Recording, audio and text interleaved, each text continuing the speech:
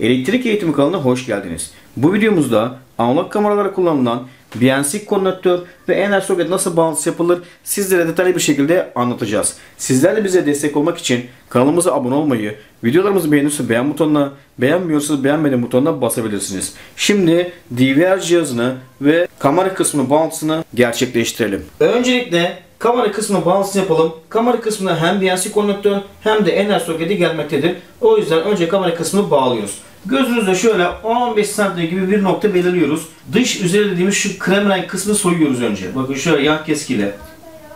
Siz bunu falçatayla da yapabilirsiniz. Şöyle bakın içindeki kısmı hasar vermeden şöyle iz yaptık. Şöyle çok az çekiyorum. Şöyle açtık. Şimdi folyoyu açtıracağız.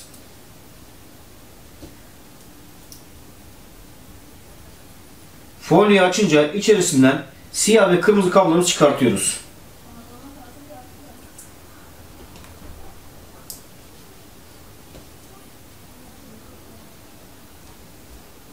Şöyle tornavidaya soktuk. Bu kısmı tutuyorum. Şöyle kabloyu çektiriyorum.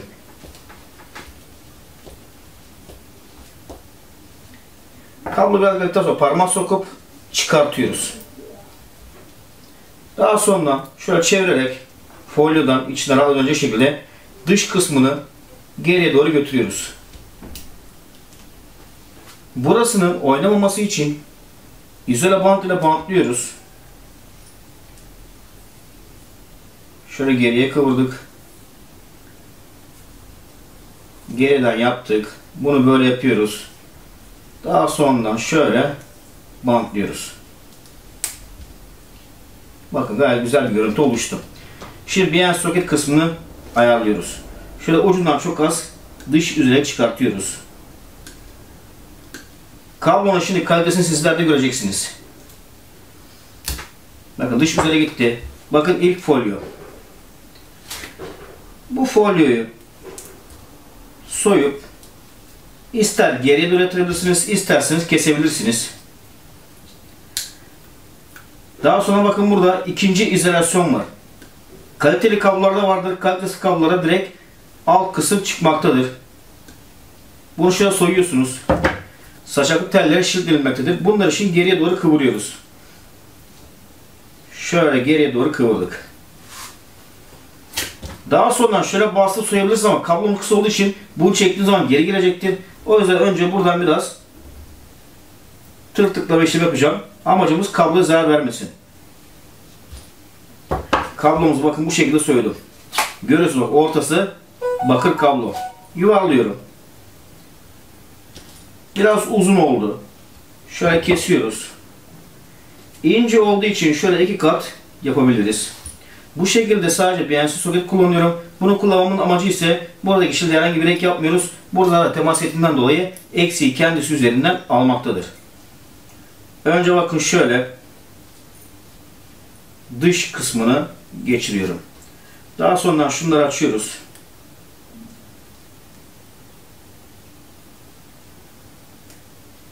Bunları açtık. Şöyle getirdim. Şuraya sıkıştırdık.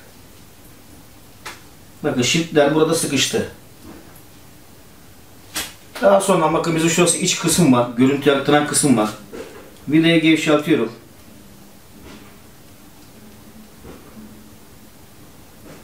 Şöyle getiriyoruz plastik kısma kadar ve sıkıyorum.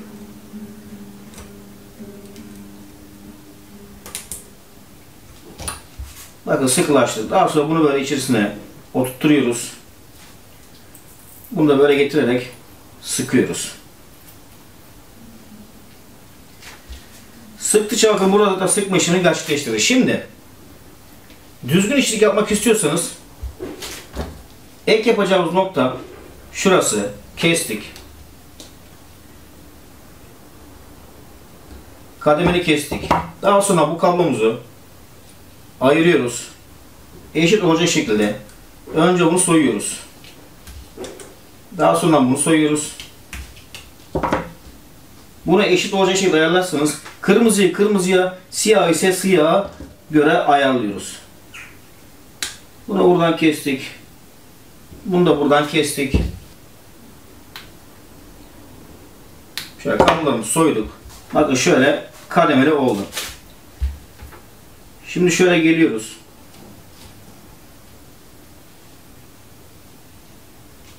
Şöyle güzelce vurma işlemi yapıyoruz. TTL olduğu için bu şekilde ince kablo olduğundan dolayı ile sıkma işlemini yapabilirsiniz. Bakın ilkini sıktık.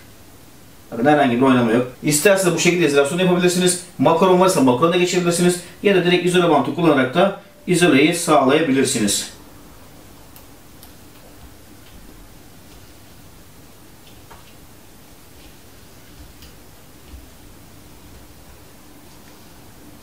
Şimdi bantlıyoruz. Bir parça bant kopardık.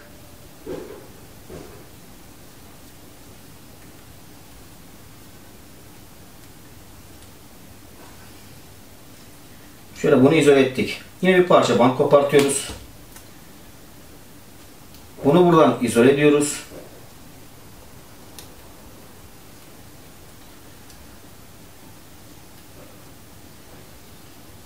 En son ise şöyle ikisini izole edebilirsiniz.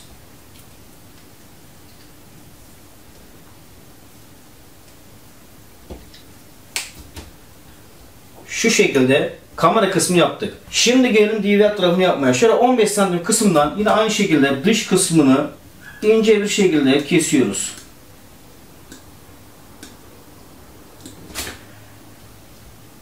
Şöyle çektirdik. Yine aynı şekilde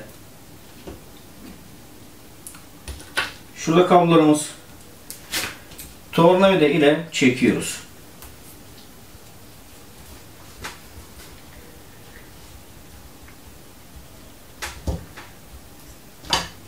Yine dış yüzeyi geriye doğru götürüyoruz.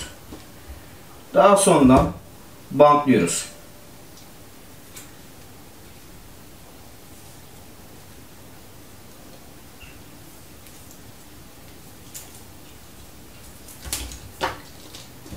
Burasını artık uçtan soyarak güç kaynağının kısmına bağlıyoruz. Kırmızıya artı, siyahı ise eksi yapıyoruz. Şimdi BNC konnektör kısmını ayarlayalım.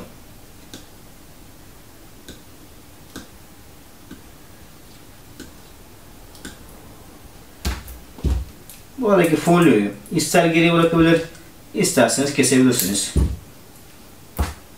Şöyle biraz da geriye doğru bırakıyoruz.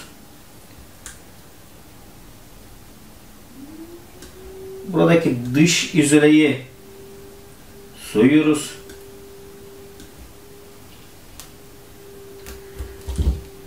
Buradaki şildi ve folyoyu geriye doğru kıvırıyoruz.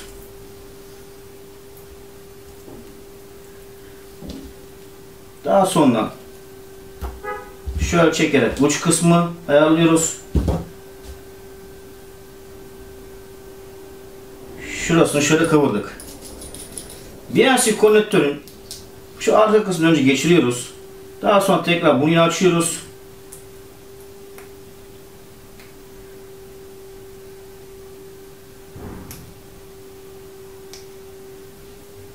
Kablomuzu şöyle geçiriyoruz.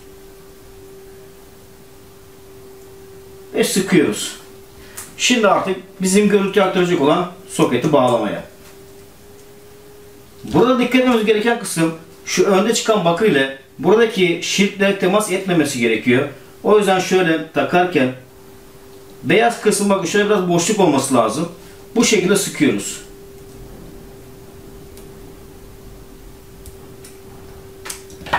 En son dış kabını takıyoruz.